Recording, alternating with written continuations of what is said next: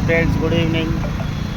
Actually काम थिला, काम सारिकी फेरला पर देखिले कि पिपिली छक बहुत गहली लगी, तो बहुत लोग फटो फटो बुलूँ।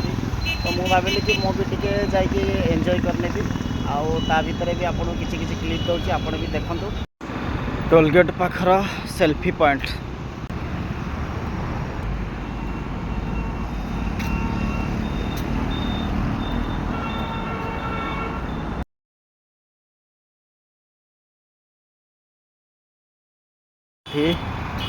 आई लव पिपिली।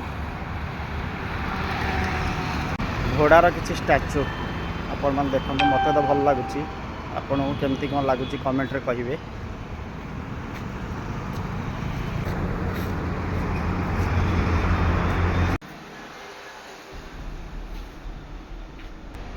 पिपिली चांद एक्चुअली बहुत सुंदर।